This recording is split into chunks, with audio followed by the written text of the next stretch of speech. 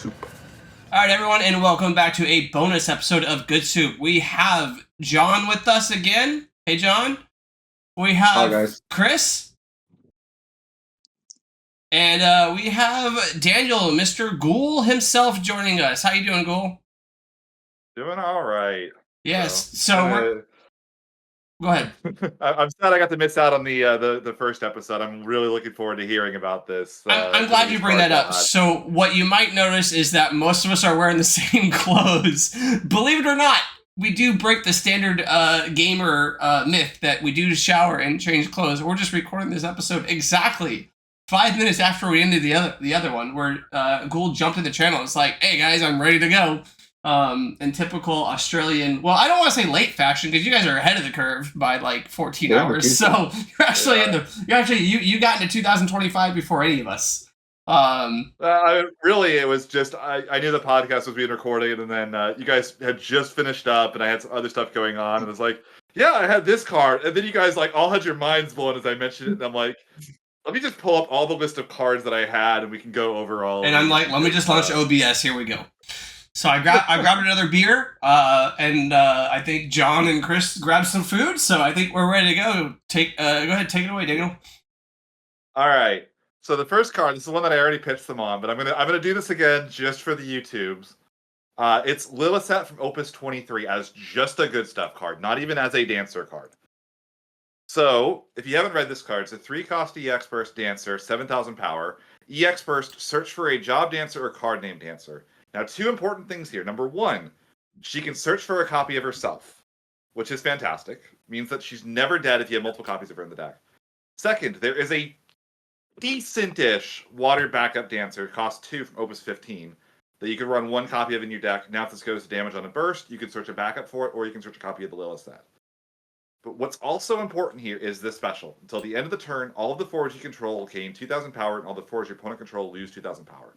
What this says is, Lilithset blocks us at 11,000 power. You cannot lose combat. If you play Lilithset and search a copy of herself, you now have a special that guarantees your opponent can't kill you in combat. You can block like crazy. If you have a 7,000 power, say a Raphia, that gets Amaterasu, you can use the Rousing Samba that protects her from the Amaterasu. You just cancel the Amaterasu for a card in hand that you don't care about. People don't know this because people don't follow L3, but in L3 last set, the 2 best decks were FF8 Aggro and Gigawall. Gigawall was on a full 3 copies of Lilithset because it was so good at guaranteeing you won combat in lower power formats or in solved game states. So, am I selling you guys on this? What do you think? I like that as the EX. I don't know. So a lot of your pitch focused on combat, which I'm not going to say that combat never matters. I know there's a lot of people who think that combat never matters. Combat sometimes matters. Especially if you let's say you're in the wall mirror. I think that combat could be super relevant. I think against aggro, I mean, if your big knight's opponent has all these big bodies on the field, but they can't attack you, what are they going to do? They have to find exactly Lastwell, or they can't do damage to you. Yeah, or they have. Barring L3, I think that this search up backups and stuff. I think that's it's super interesting. Yeah, what water backups does it search? There's 2 of them. The only one that I think, the one that you would play would be the Opus 15 one. It's just a vanilla 2-cost backup that you can tap and sacrifice it to choose a forward that loses all abilities and jobs until the end of the turn. So you could turn off, that's a Cucullin for cracking a backup, which is not bad utility. No, it's not. So I've actually heard this card being pitched before. Andy Carmona is really, really, really big on this card. When it got foiled, he was hoarding as many foils as he could. I've already seen some of the action before, this meta was established. So my question to you, Ghoul, would be would you find it a place right now in the competitive meta so that this card particularly fixes a problem in any of the top decks? I think that the place that I would see the easiest fit for it would be, well, there's 2 places. Number 1 is you could just play this in Gigawall. Gigawall is actually a deck that a lot of times wants to hit a forward that draws a card and a backup on its first flip.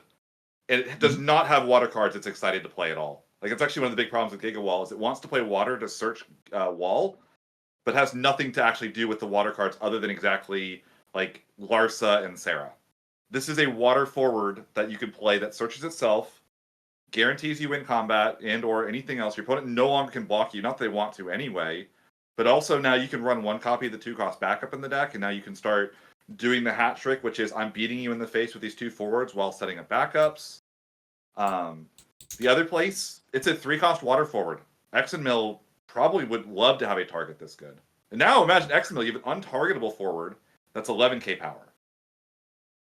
That's really difficult for decks to deal with when they're also losing 2,000. Now X and Mill also can search a backup. You can play a forward that searches a backup off of X and Mill. That's something that X and Mill can't do already. Yeah, I think that one of the things that's maybe holding the deck is like the fact that it would probably be super insane in Dancers if it had a different name. I mean, I know it has a special. Yeah. It is unfortunate that the other little set is just I think mandatory, right? Like it's, but the other the other little set also has a special. So the Dancer deck that I've seen that I was the most happy with played, I think, 7 copies of Lilith in the deck. With the assumption being that whichever Lilith was on the field, either they had untargetable forwards that were too big to deal with, or your forwards were getting dulled every turn. And it did not matter which one was on the field. Are you talking about particularly in L3, or this is No, like, this was in standard. This was one of the Hobby Japan player or guys had, they all brought 3 decks with them for Gunslinger. Yeah. And Naide-san, one of his decks was Dancers. That deck beat so many decks that had no right beating, just sitting on this Lilith set plus Mayakov. And just saying, well, you can't attack, and I don't need to do anything, so good luck. Yeah, I like the fact that outside of chaos, so much of the removal right now is damage based. Yeah, I will say that one interesting aspect of this this card. Sorry, my screen just went blurry for some reason. One interesting aspect of this card is it could actually fix your mana your backup base for a wall. That's right. So it can search up Penelo, which then can search up like Vaughn. Yeah. So I mean, I'm assuming if you're playing Lilith that you have the water backup. So that's actually an interesting argument for it. Is it fixes your deck for a wall splash in a different archetype than like Refia. Like obviously Refia is not going to play this. And if you did that, you could run the Portia. Portia it's a 2-cost forward that draws on 2 Dancers, and then on 4 Dancers it bottom decks a forward. Yeah. On a 2-cost. Yeah, so you could play. Yeah, this deck's not. The EX Burst isn't hurting this. That's for sure. And the EX Burst that like searches for a copy of itself, like so, like let's say that they're pushing for a game, for example, and you have one who's on board, like hitting the EX, like goes and finds the 3rd or 4th one or whatever. It's like pretty relevant. If they're hitting you early, it helps you hit your backup drops. And if they are an aggro deck, then like something like a Penelo into a Vaughn, or Penelo and like a Storm Vaughn, because Vaughn cares about how many cards the red Vaughn cares how many cards you've played, is an interesting way to deal with some aggro cards. Yeah, I think I'm in. I like this card. I think it is because the name is so bad. People overlooked how good the card is in a vacuum by itself, like as just a generic good stuff. Yeah, if this card was named something, if this card was named Renoa, right? Like people might be playing it, right? Like I guess it wouldn't be a Dancer, but like just as a name outside Lilith set. Yeah. Yeah. If it was named like Penelo, people would probably be playing it. Like but then you can't search for Penelo. Like that's my issue. Yeah, for sure. No, I like this. Yeah, I like it. All right, here's the next crazy one that I have. And this one, I'm gonna say what the card is, and I'm gonna ask if any of you guys know the name of what this effect in this card is before I put it in the chat. Yeah. Blue Mage from Opus 17. It's a common. It's a common. Is it a full art? It is not a full art. Is It doesn't. It doesn't redirect. No, it doesn't redirect. Okay. No, I don't know. All right. So here you go. This is something I found in the bulk mines. I've done a lot of research. I love that, by the way. The bulk mines. Oh yes, I love this card. Pitch me. Yes. So, because of Luso and Warrior of Light Opus 23, which are the best standard unit support cards, but all of them, you probably want to run one copy of a standard unit forward with them. And I think this is like the most criminally slept on card in existence. So this is a 2-cost, 3,000 power. You can ignore the power on the card. It doesn't matter. But on the field, 1 cost, choose a forward in your opponent's break zone, remove it from the game. Blue Mage's power becomes the same as that forward power to the end of the turn. You can only use this once per turn. This turns any one of your backups into an Edward for forwards, and he's a 2-cost forward that can become a 10k blocker. It's an action ability. It's not an auto ability. He doesn't die to Amaterasu. He doesn't die to Cucullin because in response to the Cucullin, you can still remove the thing.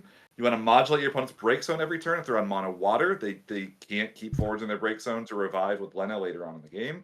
You can start picking out Refias and Lenas. Now all of a sudden, Lena's special doesn't have text as long as you have any backup or card in hand and haven't used Blue Mage this turn. This is searchable with Warrior of Light. It's searchable with Luso. In any deck that's playing water backups, you can just search this with Luso. If you're against Chaos, they mill a Raijin. You snipe the Raijin on the stack with the Blue Mage. Raijin doesn't enter play. Your opponent plays a Gilgamesh FFBE. You snipe the Warrior of Light. You have a 10k blocker, and they lose all the colors for the Warrior of Light. So sold. You can go to the next card now. That's perfect pitch right there. Hold on. If they had FFBE, why does this become a 10k in that scenario? Because you remove a 4-color Warrior of Light. Now yeah. Oh, you sorry. You removed. For some reason, I was thinking about something else. Yeah. No. Or one backup or any card in hand, they can no longer touch their. You can cancel any Kusith effect for discarding a card. Even before Lucio, when 4 CP Warrior Light came out, I was considering this card as like, you can search for all these backups, and if you're already set with backups, this is probably one of the best standard units. Like, I think you can make an argument for Viking through CP Viking as like just a generic like good card to like search for, but this could change outcomes of games for sure. It would be very, very strong in that situation. All right, we've been in water for a little. Let's get away from water. One more card for the standard units. I just remembered while I'm on the standard. I'm on my standard unit. You feel Lilissa's not a standard unit, but she does search for quite a few of them. Yeah. All right. So let me know if you're familiar with Opus 5 White Mage. Is it the wind one? Yes. Yes. The backup? It is a forward. Yes. Yeah. This card. I'm looking forward to your pitch, but let me just say this card used to be an all-star, and it was really good in a lot of decks. Underplayed for sure. I'm interested to hear what you think about it now. Okay. So, one of the most interesting and underplayed cards I think right now. Opus 23 Warrior of Light. Foolish Burials, any 2 standard units from your deck. Then, at the start of your attack phase, you can pay the cost of a standard unit and just play it onto the field. You can play this guy to the field from the break zone every single turn until the end of the game, and on your opponent's turn, they can no longer do any damage to any of your forwards with summons or abilities until they deal with the White Mage. I've had this thing dropped on me when I had a Yuffie on the field, and now Yuffie special doesn't work. Like, think of like all these situations. Your opponent goes for a Ferris, White Mage. My field takes no damage anymore. Your opponent goes for, a Bahamut summon or something. They're trying to do that. White Mage, cancel it. This is a 1-cost Ishtola for damage-based abilities. Your opponent tries to Amaterasu your Refia. Nope. I'm going to cancel that. I'm going to say Refia lives. Sure, you don't get the backups back, but the Refia is still around, which is really important. I think this is a generic good stuff card that could see play in a lot of decks and just currently isn't because space is tight. But I think with that white, the big problem is you have to be willing to not play Warrior of Light 4-cost in your deck that's doing this. But you got to admit that sounds really obnoxious to deal with this guy coming out every single turn. That's a big trade-off, though. It's a massive trade-off. Yeah, I think you can sell it as a combo. I don't think in a vacuum, like for example, the blue mage is something that alone would stand and make games, big game winning decisions. I think the white mage is situational, and it works really, really well with that wall, but on its own, Well, yeah, what you would about have to okay? build Here's another around that. situation. You've got your 5 backups. You've got everything you need to win the game already on field. Why go for a Titus when you can go for a Luso, target a win backup, search this guy, now your entire field is protected during your opponent's turn. They're dead next turn. What are they going to do? Just as a 1 of in your deck. You now have an Ishtola for 1 cost. That's searchable. Yeah, so I will say one of the reasons that this card used to be busted is it was played in the Chocobo deck. The Chocobo deck that I think it even got like it was good with before and after Stern. But like the idea is that like it has so many ways to search for chocobos. So many different ways to search for like standard units. And the deck has so many small forwards that like something that that card wasn't around back then, but like a good example would be 5 CP Hekachon here would just decimate, like those decks, right? And I think that like this card was really good then. I think I could see it now still. I think it's you made a good case for it. I don't understand why you have to not play the 4 wall.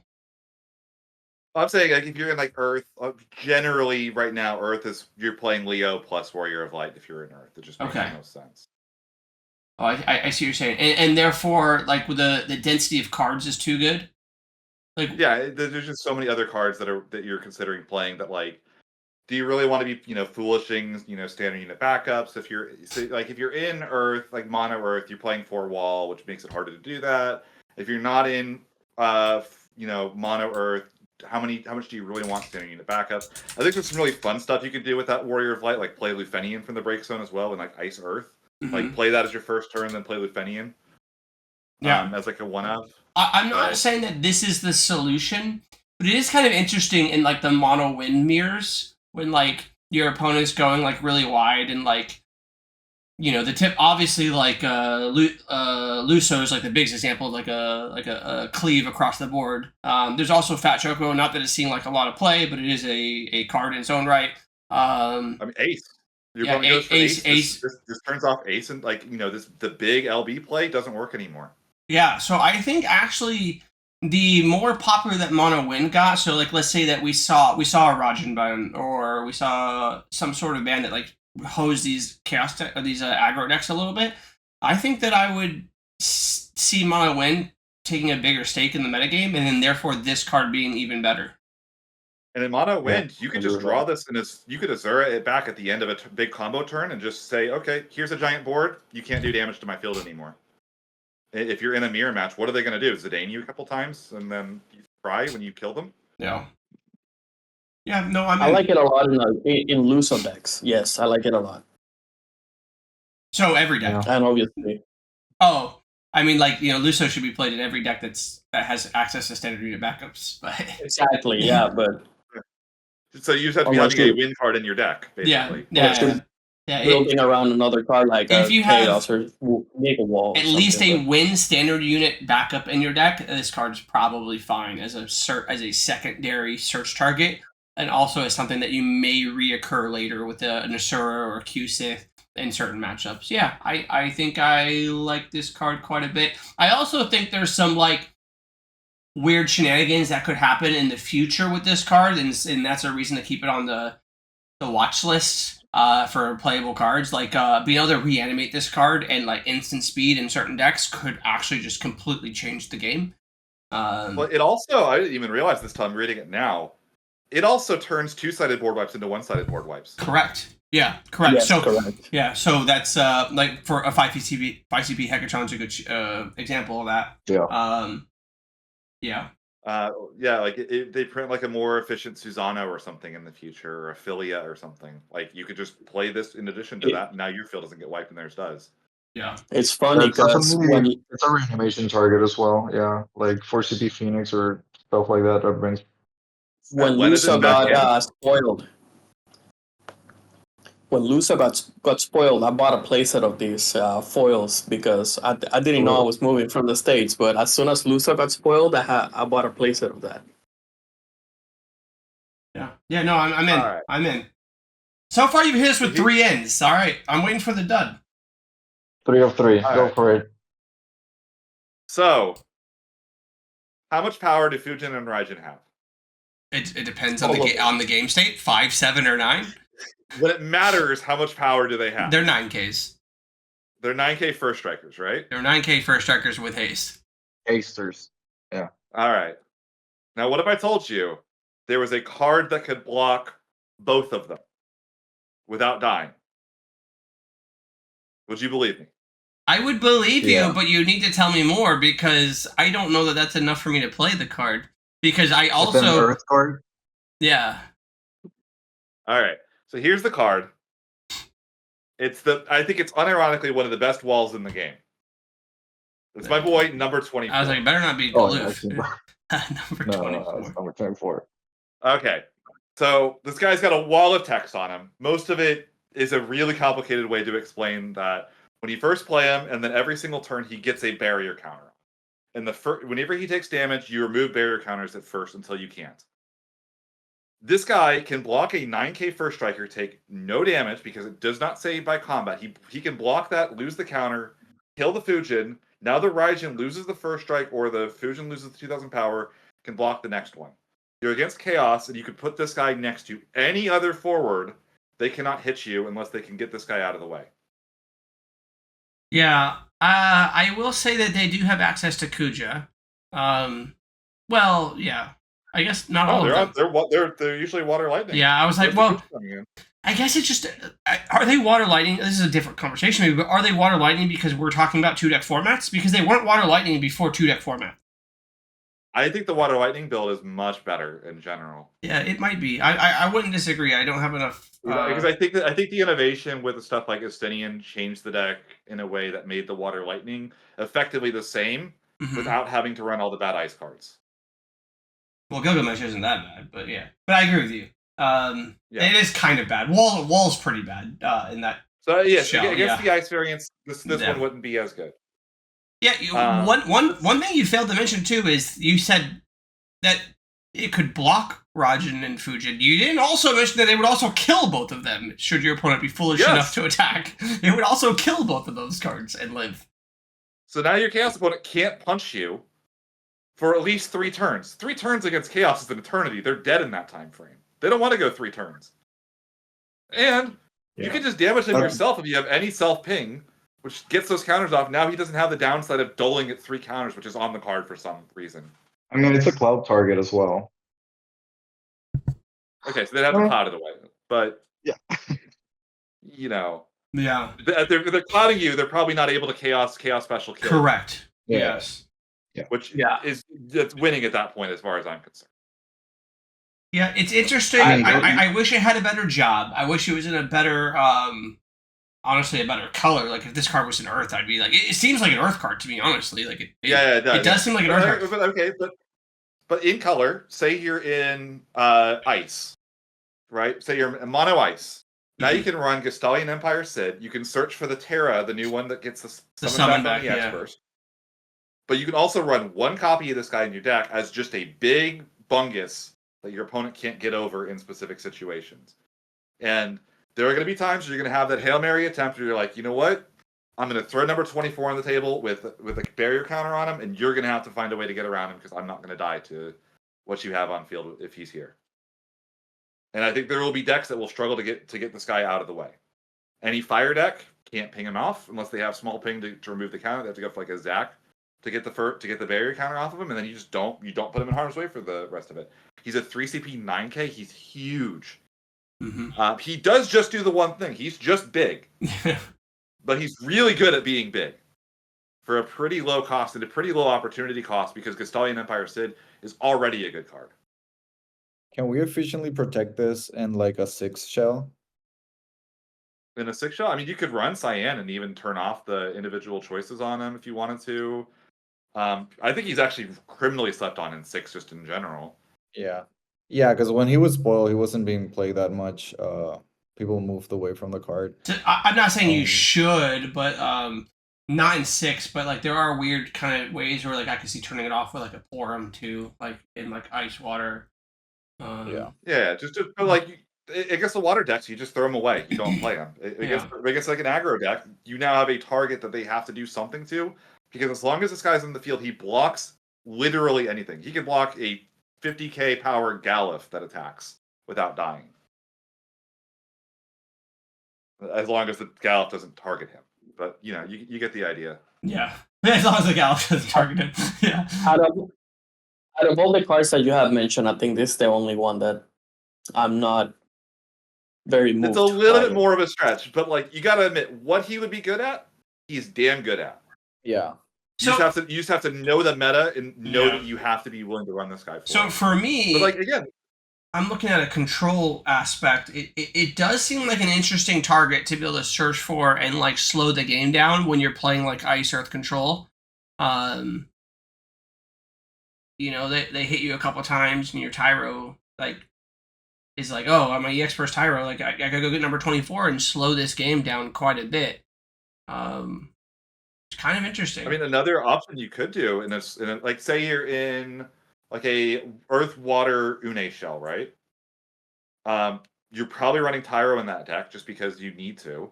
A lot of those decks in Japan are on Sanctuary Keeper. Now you could have a 12k blocker that can't take damage, and if they dull him before combat, he activates anyway. So you can even attack with him, and then he comes back up at the start of their combat phase.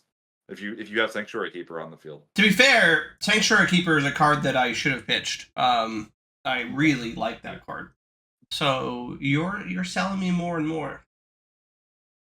Yeah, I'm not sure on this one. This one's definitely more fringe than the other. I'm not sold on it. I'm not sold on it. Yeah, I don't know that I'm sold either. I think that I am in exactly Ice Earth. I think that Ice Lightning probably has too many different ways that it could kill things or Bill freeze them out of the way.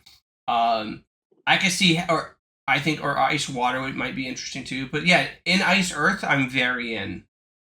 I feel like there's a lot of ways in today's format to just bait the removal of the token out. But then you're making them work for it. If they cast a Zac to take the barrier counter off, you feel pretty good about that. Yeah, that's true. Yeah, but I don't think it's still worth it. I don't think that still warrants me to play it. So, as a one-of, if you're already running something like a Gastalian Empire, I was gonna say searching other good cards. I'm also probably in like Ice Water, where like you have Gastalian instead of search for Realm. And if you already have the Realm, like this is a decent early to mid game like stopper too. Yeah. I mean, think of how many good locks there are in the game as well. Like all those different locks, you could very easily just run as good stuff cards. To be fair, there are two real downsides to this card that you're missing, Daniel. They're huge downsides. They're ginormous downsides, right? If your opponent has Don Corneo, they can just duel this guy. And if your opponent has Don Corneo, they could just take this guy. That's the worst possible scenario. Now your opponent has the number 24. I was about to say that I'd rather play Don Corneo. Yeah, no, I like this card, man. This is interesting. I think this was a good pick. The art is actually way cooler than I thought. I've never actually looked at the art until now. This art's kind of fire. Of course. Yeah, he's a Frankenstein monster. It's made by the Lord himself. Yeah, what is that? All right, continuing on. I've got 2 more cards. Damn. All right. Wait, Sam, can you hear me well? My pod's on me. Hear you perfect. Yeah, we hear you. Yeah. Cool. All right. Sam, you already know this card. But I don't think people realize how stupid this card can be. I'm talking about Terra 16R. Oh. So I know Sam, you're gonna have your biases on this one. I'm gonna want you to check those out the door on this. All right. Think about the meta for the World Championship this year. obviously, Chaos is one thing, but every other deck, there are so many really strong control decks. There were 2 people that with Mono Wind took over the format eventually. Mono Earth, Mono Water. All of those decks want to get to 5 backups. What if every turn for the rest of those games, those 5 backups are dull until they deal with this idiot or the Leo, but they can't use their backups to do it? What are those decks going to even do? What is Win going to do if their backups are frozen every turn for the rest of the game? How does Win get this thing off the field? To be fair, your backups are also dull. That's something worth noting. Because Yeah, you yeah, have to like- spend your but backups. You got you to got Warrior spend money to Blight, make Leo. money here, Daniel. Yeah. But you've got Warrior Blight, Leo next to Terra on the field. You don't need your backups. You've already won the game. They need to deal with your field. Can they do that without their backups? So How many decks can do here's that? what I'll say. I did play this at Nationals. So it's really it would be foolish for me to say like I can put my biases aside. I wouldn't have played it again at Nationals. But that's not because I didn't think it was good and I didn't think it was a good card. It's just because in Nationals specifically, I'm not talking Worlds, in Nationals specifically, 2CP Zidane was so good for me that I think that I would have rather played a second 2CP Zidane in Mono Earth. I know people aren't playing it, and we're talking about the Wind one, not the Wind Fire one. So I would have played a second 2CP Zidane because I think it's actually disgusting in the Earth Mirror. I think that this card might be slightly better in the Earth Mirror, but I think that the 2CP Wind card is better in the Mono Wind, in the Mono Earth versus Mono Wind Mirror. Not Mirror, but Mono Earth versus Mono Wind. That being said, I do agree with you that in the Worlds format, this card would have been good, minus the fact that there was a lot of chaos in the room. So yes, and what top 8'd, I think this would have been good in. I do worry that this card would, of course you can just discard it, blah blah blah for CP. One of the greatest things about Final Fantasy TCG, but yeah, I think that this card is not great in a room full of chaos, and that is a worry. And Knights, and there's a shitload of Knights. Like this card does, it's not great Knights unless you go 3 backups turn 1. They don't play Laz well, and then you just discard 2, play this. I think you're real solid to win that game. But that's a real specific scenario. So it just depends on the metagame. Yeah, it does. Yeah. But even in those aggro matchups, as long as you get to the point where you have a couple of backups, you have the Leo on field, and you have the Terra, even the dull a character, your opponent goes to combat, dull all their forwards every turn. What's the aggro deck going to do? How are they going to ever hit you? The flexibility on this card, I think, is really underrated. It's all instant speed. There's no point where you can Amaterasu it. If you have extra backups up at any point while you're doing this, say they only have 3 backups in play and you have 5, they try to kill her with anything damage based, you just you go for fire. Okay, now she's a 9k. Now she's an 11k. Yeah, I will say that people underestimate a few things on the card. Being able to give it haste and 2k is pretty relevant. The art is fire for sure. The art's fire. This has been a really cool full art for someone who won Worlds. And then I also want to say that Chris's card for I want to say that the earlier version of Shark Tank, our first episode of Shark Tank, was Moogle. This card has all of its modes activated by Moogle. You don't even have to be in Mono Earth. You can activate this with Moogle. And there was a similar card. I wouldn't say it's exactly similar, but does anyone happen to know the old Zazat? In fact, does anyone know what any of the Zazats does? That would be interesting to me. But the 4CP one was it was double Earth. It gains 2,000 power. Earth Ice, choose a dual forward, deal 4k. Earth Wind, choose a forward, activate it, and then Earth Lightning, choose an active forward, deal 4k. Not exactly the same thing, obviously. No, it's an Earth card. But it was played with that Moogle. And obviously, I think that this card is just leagues ahead of that card. It's way better. Except for at killing things. That card was a little bit better at killing things. Well, there's a lot of other really interesting things on this card too, though. But they just printed Noctis last set. Noctis can revive this card if they kill it without having to go super out of your way for you to put Noctis on your mono deck anyway. Another thing, if you don't want to, But you can't sell me on a card that says that Noctis can bring it back. Guess what? I can tell you every single Ford in the game that works with. No. Oh, that Noctis. Okay, I was saying limit break Noctis. I was like, I don't. Yeah, I'm not. No. I'm talking about the forward knock, not the forward, the non-limit break one. Yeah. A card that definitely should be in Mono Earth for what it's worth, in my opinion. But yeah, I can see that. Like, okay, here's another option. If you're worried about her dying to damage-based stuff, you don't even have to freeze your opponent's backups when they cast their first spell. You're a legacy player. How good is Rishid on port? Less good than it used to be, but still pretty good. Yeah, I mean, like, they do anything. You tap all their backups. Then you don't have to freeze them. The other thing is that in these in the control mirrors, decks we worried about like Amaterasu or Leviathan, you don't have to do anything. You can just wait for them to pass turn, and when they go to end turn, you go second main phase, duel all your backups. I guess you're not interacting with me now. Yeah. That's another thing you can do with it. You just turn off all the interaction there. Yeah, which is not just relevant for today's meta, but like in future metas where like Mono Earth plays like some sort of like combo deck where it's going to try to kill you. That's actually an interesting thing. Like, hey, I'm gonna duel your backups out so you can't Amaterasu or Mist Dragon. Now I'm gonna untap and win. Here's another situation. Like I said, if you freeze their backups with her for a turn, they go to their turn. What do? You probably turn skip them. It comes back to you. You still have Leo Waltera on the field. You duel 3 backups, you duel their forwards, and then you kill them because you have 3 forwards on the field and they don't have any. That's like there's so many little modes in this card that I think it's just criminally slept on. Yeah, I didn't hate it at Nationals. I don't hate it now.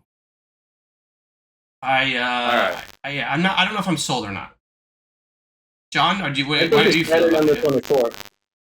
So I don't play Mono Earth. I see where it fits. I've always been a fan of like modular cards, particularly the ones that have color restrictions, like each effect being a different color. I think they have a lot of potential, and I see that right now where the meta stands with like how Mono Earth is built, this like fits right in. I don't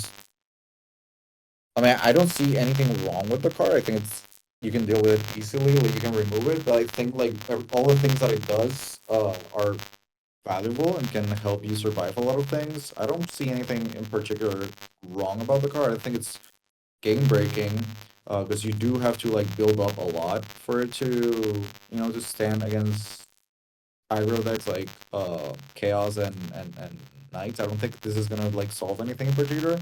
But I like the card. It's good. I hadn't thought about it. I didn't know anything about it. It's not for the aggro mirrors. Like the idea is you're in Earth, you've already got all your board wipes and your stuff to handle the aggro. This is a silver bullet that just wins every control matchup for you.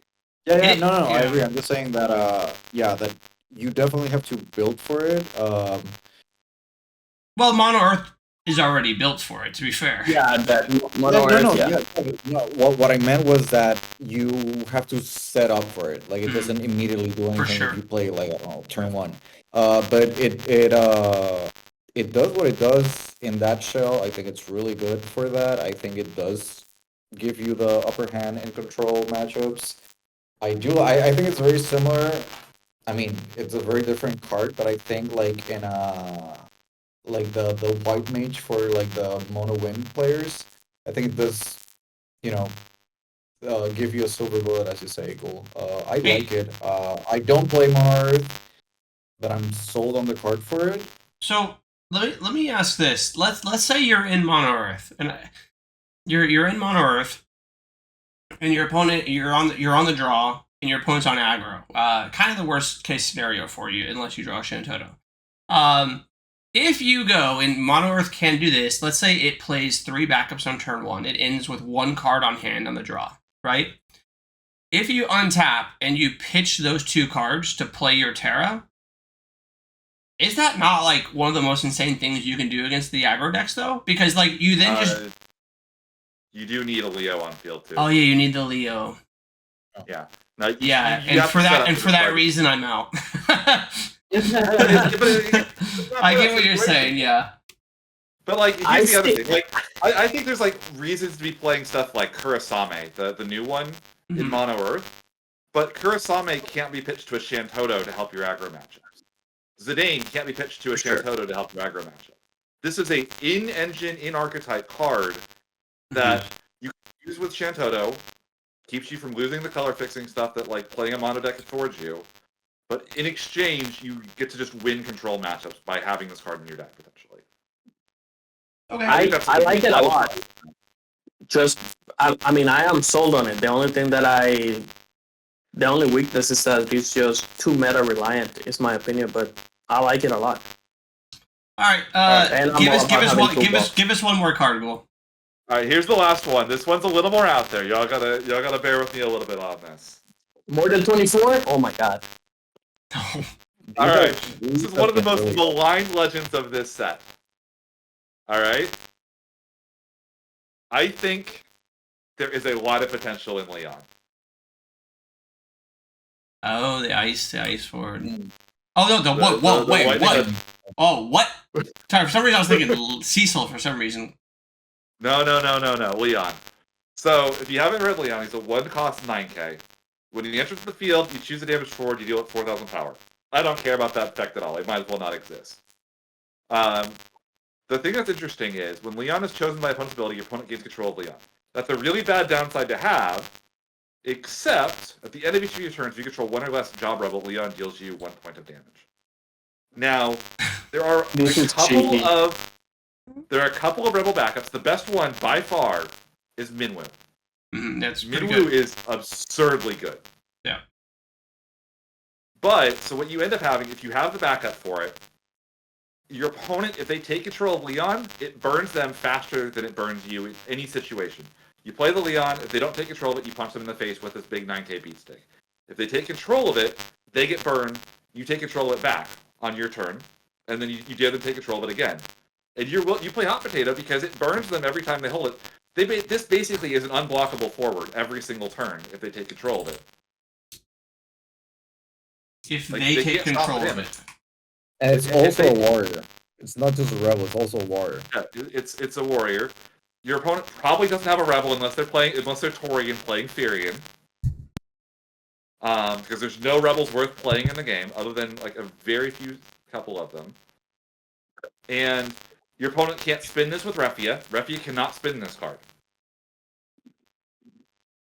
So this gets those last points of damage in against those decks. They can't stop the point of damage. They can't Amaterasu the trigger.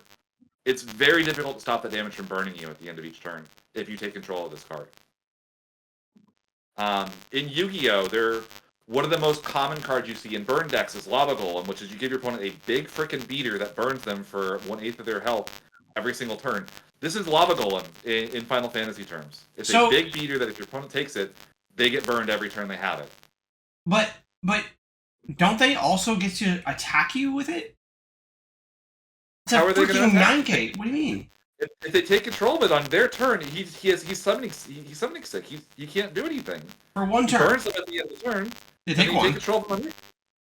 Yeah, that's what he means by you're always ahead, because he's still gonna be punching that one extra damage of the effect. How are you taking it back? Anything that chooses. You just target it. I mean, yeah, but you're spinning a card. It's I mean, unless you have cheating, unless you it's have a cactar.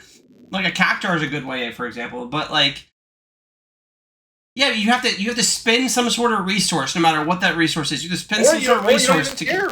Why do you care? It's burning. Oh, you block it. Because it's a 1 CP 9k. It's a 9k that you gave them for free. What do you mean? Why do you care? And he's a 1,000,000 K because he's punching them in the face and they can't block it. If they take control of it and they punch you every turn with it, they are taking as much damage from it as you are. Yeah. All you have to do is be faster block it at doing with the rest of the damage than they are. I love the fact that he's very cheeky, but I don't think So I competitively would play with number it's a good 24. investment to start putting resources, any amount of CP, or even if it's just a backup that taps to target it back, is still a loss for me. Like, I would play with number Then 24. don't take it back. Just let them have it. Why do you care about having the 1 CP 9K that has no effect other than to burn the guy that holds it? Let them burn themselves out of the game and punch them in the face with the rest of your ice lightning stuff. So I like cards that play outside the rules and give you like extra lines. For sure, I we all do. really Yeah. like- I said for sure, we all like those cards. Um, I really want to build this thing. I saw it. Like when I saw it for the first You time, didn't just sell John. You blew his mind.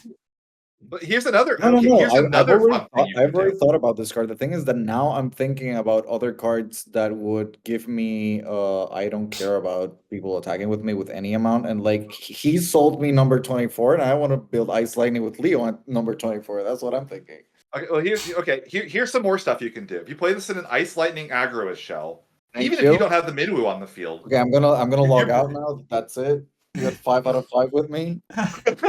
Go ahead. Even if Go you ahead, don't please. have the Minwu on the field, if you get burned, but you're punching them faster than you're taking the burn from the Leon, it's working in your favor, right?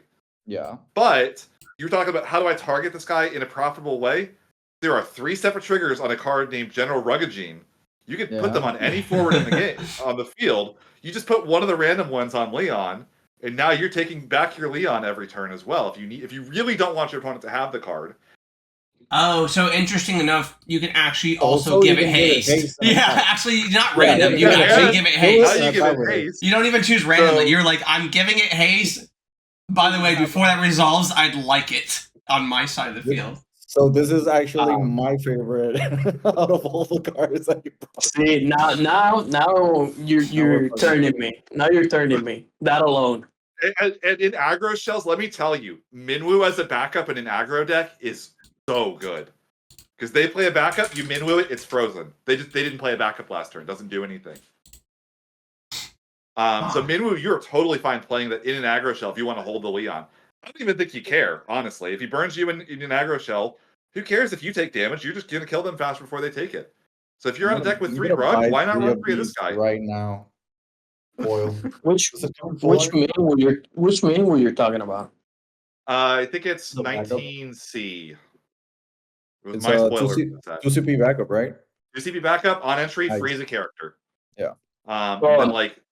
Yeah, it's searchable with Emma now. 21, yeah. Was it 21? Okay. Yes, I'm looking at it right now. Yeah. It's a great backup in an aggro shell. So it's not, is it not Magi? Not what? So the original Minwu, I think it was a Magi. Oh yeah. No, for some reason, the only Minwu that's a rebel is that backup. Is that one? It's rebel Okay. white. It's like I think it might just be rebel, but it's either rebel or rebel white mage. It's funny because I just looked up every rebel card and that didn't show. It's actually funny because I just started playing Final Fantasy II for the first time, and Minwu is one of the first rebels you meet. Yeah. So, yeah, I if you play Fire Lightning, which I know has not historically been like a really good deck, but like a lot of people do like Fire Lightning, it's like very playable off the 5CP guy and the 5CP Joseph as like, particularly the 5CP guy because it's just like it puts 2 beaters on the field. And I do think that Fire Lightning has the best access to some really badass EX bursts. So when this card's dealing damage to you, it's not even the worst, right? You can also put it in your Water Lightning deck and stack your deck so that the EX bursts are there. Yeah, self damage is a good. It's a benefit in some decks. Like if you're like Scions used to want to go to like damage 5 for like the Alphino becomes like the Opus 17 Alphino is absurd if you're on damage 5. This can force you up into a higher damage range if you want to. And those decks have a lot of EX bursts, yeah. I like it best in an aggro shell because, like I said, the combination of Rug targeting it and like all of that. Like I feel bad Abe was not here for this one. Abe logged out just before the card that would have blew his mind. I am going to be bought on this one just because it's so cheeky and there's so much. There's so much you can do with this. Like you have no idea how much you sold this to me because the deck that I play and actually the deck that I pitched talking about Don Corneo is that deck is Rug, Don Corneo, Dredge, Ice Lightning, and like this goes right in there. So I'm sold. I do think the rug synergy is pretty interesting. Really yeah, it's really good. I also think how good Rug as a card is. Like yeah, and to be fair, you can also just dole this motherfucker with Don Corneo. Like oh, you're gonna attack with it? No, you're not. Take a damage. If you dole it, you just take it. Yeah, it's even better. You just take it. You just take it. But like, okay, here's another thing. If you have Rug on field and they take control of this guy, You don't care because he can't get over the rug anyway. Yeah, that's true. Ghoul, I promise you that my first try at Nats at like getting an invite 2025, the deck is gonna have Leon, and it's gonna be that fucking shit. Like And I'm that saying is right that is now. the ultimate sell. That is the ultimate So- sell. so the My point- favorite the thing point is of that this- he said that like this is the one that you have to really hear me out on. You have to really hear me out on, and John's like, Those are you the had no. me at hello. No. So Yeah, no. the point of selling it here, like for the whole Shark Tank kind of episode, was that by the end of your pitch, someone would say, "I'm going to play this in 2025 competitively, and this is the card that I'm going for." Yeah, this is good soup. Good soup. Yeah, Good. for me, I think so. Now that we've done all of the video, all of the cards, for me so far, this is only round 1. This is around 1.5 to be fair, since it's the this is around 1.5. For me, all the cards is still, I think Lucio is the best of all these cards. But it's really hard to compete with Lucio. It's really hard to compete with like what's probably an S tier freaking card that's just hasn't been experimented enough of. But Exactly. this It's is just like all you for the said, same like, set. that card shouldn't have been pitched at all. That card shouldn't have been pitched at all, though. The fact that somebody pitched It's not being Lucio played. is like, that's to me, it's like pitching Refia to me. It's like Opus 19. Hey guys, hear me out. This Refia card has a lot of really strong text on it. Wait, hold on. To be fair, that'd be like pitching Refia in Opus 19 though, where like people were like, yeah, whatever. Okay. Right, like, Okay. right, like, yeah, Here's a better okay, like, example. It'd be like pitching Warrior of Light then, which was seeing play in Opus 19. But like, hear me out, guys. Lucio's This Warrior not of Light seeing card has a play. lot- Lucio's not seeing play. I mean, seeing absolutely play is is. very loose because we only have one tournament to really look yeah, at. but one event's I worth of was gonna tournament, say, and it was but the hardest card to solve for that tournament. That is no, yeah, I agree. I think it was a good card to bring because it was different than what we were bringing. Everyone had a really different card, but yeah, interesting enough, this card is a legend from the same set. So I think someone at Hobby Japan agrees with you. Read? I'm just saying I Hobby can tell Japan you- agrees with you. maybe Hobby Japan does, but I will just straight up tell you, I got my little poll running. This card is like showing up on like most disappointing cards, worst art cards, all these Really? like negative What? The art connotations. is insane. I love the art, but I love I'm the art being of the card. biased. What I is love art the art. Crazy, but I don't Are you forget. talking about Lucio? No, Leon. It's a mono art. What are you talking about? No, cool. I got you. I'm gonna play this shit. All right. I'm looking forward to it. Anyway, that has been the second 0.5 episode of Good Soup. We thank you for joining us, guys, and we'll see you guys next week. Take care.